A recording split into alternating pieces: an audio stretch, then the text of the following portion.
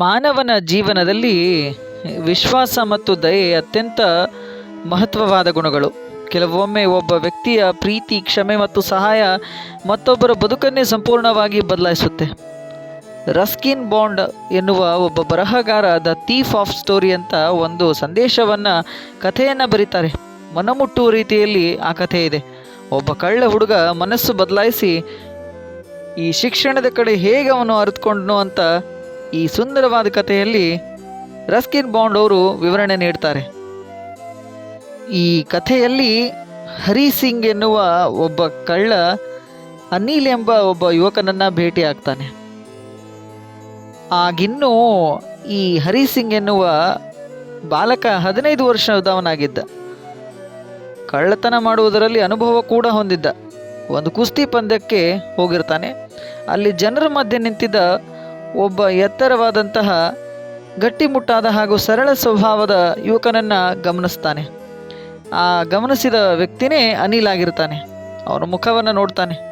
ಮುಖ ನೋಡಿ ಇವನ ಹತ್ರ ದಯೆ ಇದೆ, ಇವನನ್ನು ಸುಲಭವಾಗಿ ನಂಬುವಂತೆ ನಾನು ಕಾಣಬೇಕು ಅಂತ ಮನಸ್ಸಿನಲ್ಲಿ ಈ ಹರಿ ಸಿಂಗ್ ಯೋಚನೆ ಮಾಡ್ತಾನೆ.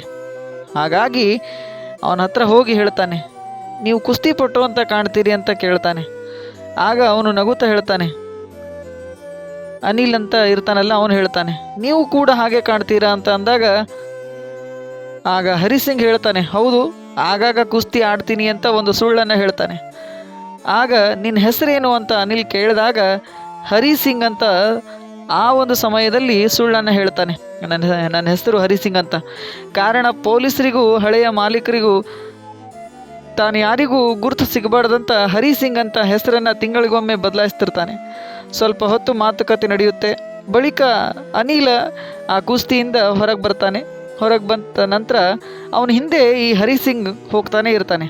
ಹೋದ ನಂತರ ಈ ಅನಿಲ್ ಹೇಳ್ತಾನೆ, ಮತ್ತೆ ನನ್ನ ಹಿಂದೆ ಬಂದೆ ಅಂತ ಕೇಳಿದಾಗ, ಹೌದು, ನಾನು ನಿಮ್ಮ ಜೊತೆ ಕೆಲಸ ಮಾಡಬೇಕು ಅಂತ ಹೇಳ್ತಾನೆ. ಅವನು ಸ್ವಲ್ಪ ಯೋಚನೆ ಮಾಡಿ ಅನಿಲ್ ಕೇಳ್ತಾನೆ, ನಿನಗೆ ಅಡುಗೆ ಮಾಡೋಕ್ಕೆ ಬರುತ್ತಾ ಅಂತ ಕೇಳ್ತಾನೆ. ಹಾಂ, ಬರುತ್ತೆ ಅಂತ ಮತ್ತೊಂದು ಸುಳ್ಳು ಈ ಹರಿ ಸಿಂಗ್ ಹೇಳ್ತಾನೆ.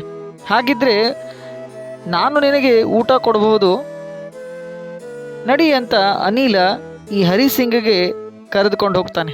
ಎಲ್ಲಿ ಕರ್ಕೊಂಡು ಹೋಗ್ತಾನೆ ಅಂದರೆ, ಜಮ್ನಾ ಸ್ವೀಟ್ ಅಂತ ಒಂದು ಅಂಗಡಿ ಇರುತ್ತೆ. ಅದರ ಮೇಲ್ಗಡೆ ಇವನ ಚಿಕ್ಕ ಕೋಣೆ, ಆ ಕೋಣೆಗೆ ಇವನನ್ನು ಕರೆದುಕೊಂಡು ಹೋಗ್ತಾನೆ. ಅನಿಲ ಈ ಕಳ್ಳನಾದಂತಹ ಹರಿ ಸಿಂಗ್ಗೆ ಕರ್ಕೊಂಡು ಹೋಗ್ತಾನೆ. ಆ ರಾತ್ರಿ ಅಡುಗೆಯನ್ನು ಈ ಹರಿ ಸಿಂಗೇ ಮಾಡ್ತಾನೆ. ಕೆಲಸ ಕೊಡ್ತೀನಿ ಅಂತ ಕರ್ಕೊಂಡು ಹೋಗಿದ್ದಲ್ಲ ಆ ಅನಿಲ ಆ ಊಟವನ್ನು ಬೀದಿ ನಾಯಿಗೆ ಹಾಕ್ತಾನೆ ಮತ್ತು ಹೋಗ್ಬಿಡು ಅಂತ ಕೂಡ ಹೇಳ್ತಾನೆ. ಆದರೆ ಅಲ್ಲೇ ನಿಂತು ನಗುತ್ತಿದ್ದ ಹರಿಸಿಂಗನ್ನು ನೋಡಿ ಅವನ ಮುಖ ಒಂದು ರೀತಿ ಮುಗ್ಧನ ಮುಖ ಆಗಿತ್ತು ಅಂತ ಗಮನಿಸಿ ಅನಿಲ, ಚಿಂತಿಸಬೇಡ, ನಿನಗೆ ನಾನು ಅಡುಗೆ ಕಲಿಸುತ್ತೇನೆ ಅಂತ ಹೇಳ್ತಾನೆ. ಅಲ್ಲಿಂದ ಈ ಹರಿ ಸಿಂಗ್ ಕಳ್ಳನಾಗಿ ಬಂದಿದ್ದ ಅಲ್ಲ ಅನಿಲ ಇವನ ಕೊಠಡಿಗೆ, ಅವನ ಜೀವನಕ್ಕೆ ಹೊಸ ಅಧ್ಯಾಯ ಆರಂಭ ಆಯಿತು. ಅನಿಲ ಅಷ್ಟೋ ಇಷ್ಟೋ ಓದಿದ್ದ. ಈ ಹರಿ ಸಿಂಗಿಗೆ ಅಡುಗೆ ಮಾತ್ರ ಅಲ್ಲ, ಓದಲು ಬರೆಯಲು ಕಲಿಸ್ತಾನೆ. ಅವನ ಹೆಸರು ಕೂಡ ಅವನಿಗೆ ಬರೆಯೋದಕ್ಕೆ ಬರಬೇಕು, ಅಷ್ಟು ಕಲಿಸ್ತಾನೆ. ಸಂಖ್ಯೆಗಳನ್ನು ಸೇರಿಸೋದು, ಕೂಡಿಸೋದು, ಭಾಗಿಸೋದು ಎಲ್ಲವನ್ನು ಕಲಿಸ್ತಾನೆ.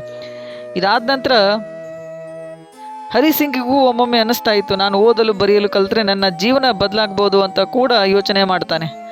ಆದರೆ ಅನಿಲ ವಿಚಿತ್ರ ವ್ಯಕ್ತಿಯಾಗಿದ್ದ. ಕೆಲವೊಮ್ಮೆ ಹಣವಿರ್ತಿತ್ತು, ಕೆಲವೊಮ್ಮೆ ಸಾಲ ಇನ್ನೊಬ್ಬರ ಹತ್ರ ಕೇಳ್ತಾ ಇದ್ದು. ತಾನು ಮ್ಯಾಗ್ಝಿನ್ಗಳನ್ನು, ಲೇಖಗಳನ್ನು ಬರೆಯುತ್ತಿದ್ದ. ಒಂದು ದಿನ ಅವನು ಸಂತೋಷದಿಂದ ಮನೆಗೆ ಬರ್ತಾನೆ. ಮನೆಗೆ ಬಂದು ಈ ಅನಿಲ ಹರಿ ಸಿಂಗ್ಗೆ ಹೇಳ್ತಾನೆ, ನಾನೊಂದು ಪುಸ್ತಕ ಮಾರಿದ್ದೇನೆ, ಹಣವನ್ನು ನನಗೆ ಕೊಟ್ಟಿದ್ದಾರೆ. ಆ ಹಣವನ್ನು ತಾನು ಮಲಗೋ ಹಾಸಿಗೆಯ ಕೆಳಗೆ ಇಟ್ಟು ಮಲಗುತ್ತಾನೆ. ಅದು ಸುಮಾರು 600 ರೂಪಾಯಿ ಇರ್ಬೋದು. ಆ ರಾತ್ರಿ ಈ ಹರಿ ಸಿಂಗ್ ಮನಸ್ಸಿನಲ್ಲಿ ತನ್ನ ಕಳ್ಳತನದ ಹಳೆಯ ಚಾಳಿಯು ಮತ್ತೆ ಎದ್ದಂಗಾಗಿತ್ತು.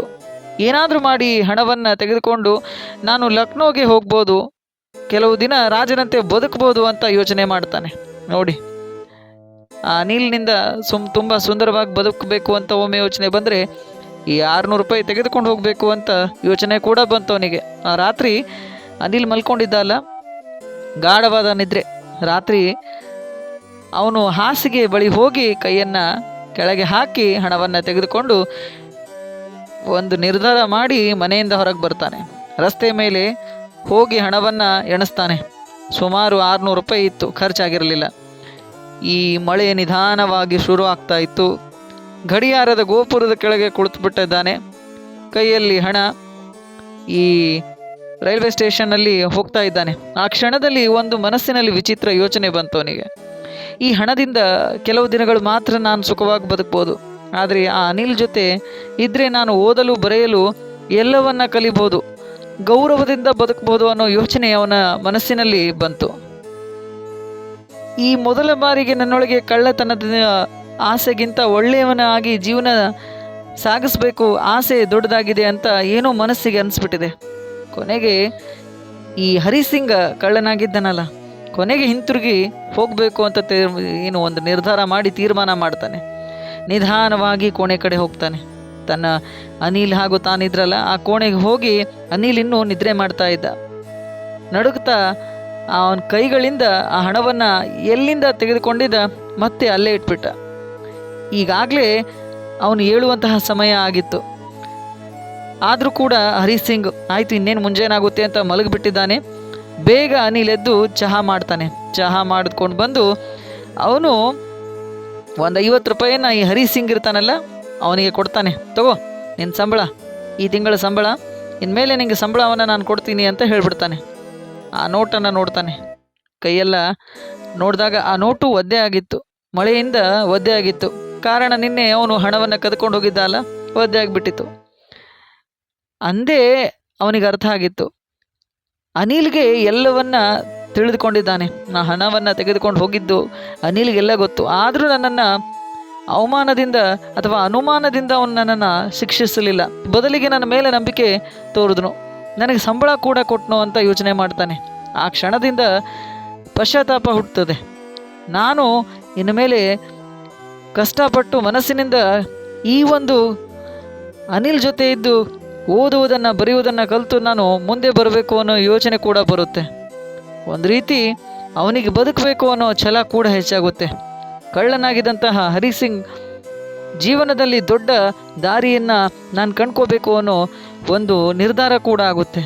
ಸ್ನೇಹಿತರೆ, ನಂಬಿಕೆ ಮತ್ತು ಪ್ರೀತಿ ಒಬ್ಬ ಕೆಟ್ಟವನನ್ನು ಒಳ್ಳೆಯವನಾಗಿ ಮಾಡುತ್ತೆ. ಶಿಕ್ಷೆಗಿಂತ ದಯೆ ಮತ್ತು ವಿಶ್ವಾಸ ಮನುಷ್ಯನ ಬದುಕನ್ನು ಬದಲಾಯಿಸುತ್ತೆ ಅನ್ನೋದು ಈ ಕತೆ ಹೇಳುತ್ತೆ. ದ ಥೀಫ್ ಆಫ್ ಸ್ಟೋರಿ ಕೇವಲ ಕಳ್ಳತನದ ಕಥೆಯಲ್ಲ, ಇದು ಮಾನವೀಯತೆ ಮತ್ತು ಕ್ಷಮೆ ಮತ್ತು ಪರಿವರ್ತನೆಯ ಕಥೆ ಅಂತ ಹೇಳಿದ್ರೂ ತಪ್ಪಾಗೋದಿಲ್ಲ. ಅನಿಲನ ದಯೆ ಮತ್ತು ವಿಶ್ವಾಸದಿಂದ ಹರಿ ತನ್ನ ತಪ್ಪನ್ನು ಅರಿತು ಒಳ್ಳೆಯ ಜೀವನದ ಕಡೆ ಹೆಜ್ಜೆ ಇಡ್ತಾನೆ. ಈ ಕತೆ ನಮಗೆ ಪ್ರತಿಯೊಬ್ಬ ವ್ಯಕ್ತಿಗೂ ಬದಲಾಗುವ ಅವಕಾಶವನ್ನು ನೀಡುತ್ತೆ ಅನ್ನೋ ಸಂದೇಶ ಕೊಡುತ್ತೆ. ಹಾಗೂ ಶಿಕ್ಷಣ ಮತ್ತು ಒಳ್ಳೆತನವು ಜೀವನವನ್ನು ಹೊಸ ದಾರಿಗೆ ಕರೆದುಕೊಂಡು ಹೋಗುತ್ತೆ ಅನ್ನೋದು ಈ ಸುಂದರವಾದ ಕಥೆಯಿಂದ ತಿಳಿದುಕೊಳ್ಬೋದು ಅಂತ ಹೇಳ್ತಾ, ಮುಂದಿನ ಒಂದು ವಿಡಿಯೋದಲ್ಲಿ ಹೊಸ ಮಾಹಿತಿ ಹೊಸ ಕಥೆ ಜೊತೆ ಸಿಗೋಣ ಅಂತ ಹೇಳ್ತಾ ಧನ್ಯವಾದಗಳು.